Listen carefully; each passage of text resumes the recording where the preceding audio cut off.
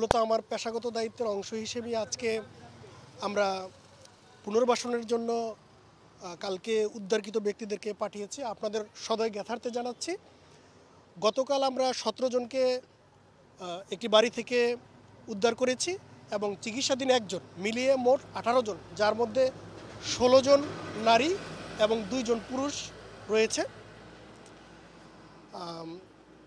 ভবঘুরে ও নিরাশ্রয় ব্যক্তি পুনর্বাসন আইন 2011 এর 8-এর 2 ধারা মোতাবেক প্রদত্ত ক্ষমতা বলে উক্ত আইনের 11-র 1 ধারা মতে যে আবেদন করা হয়েছে, সে আবেদনের ভিত্তিতে এবং সে আবেদনের সপক্ষে একজন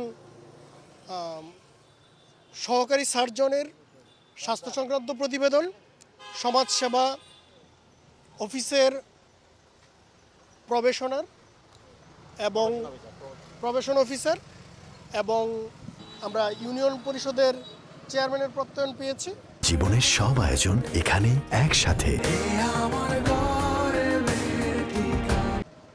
সার্বিকভাবে এই যে প্রতিবেদনগুলো আছে, ওই প্রতিবেদন পর্যালোচনান্তে আমরা ভবঘুরে ও নিরাশ্রয় ব্যক্তি পুনর্বাসন আইনের 11-র 2 ধারা মোতাবেক তাদেরকে, যারা নারী তাদেরকে পাঠিয়েছি কাশিমপুরের সরকারি আশ্রয় কেন্দ্রে, এবং যারা পুরুষ তাদেরকে আমরা পাঠিয়েছি ময়মনসিংহের ধলাতে অবস্থিত সরকারি আশ্রয়কেন্দ্র, যেখানে পুরুষদেরকে পুনর্বাসন করা হয়।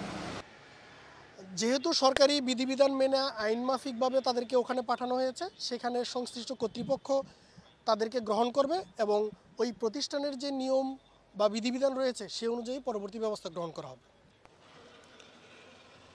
ভবঘুরে এবং নিরাশ্রয় ব্যক্তিরা যদি থাকে, সেক্ষেত্রে যদি প্রপার চ্যানেলে অ্যাড্রেস করতে বলা হয়, সেক্ষেত্রে আমরা তাদেরকেও পুনর্বাসনের জন্য একইভাবে ব্যবস্থা গ্রহণ করব।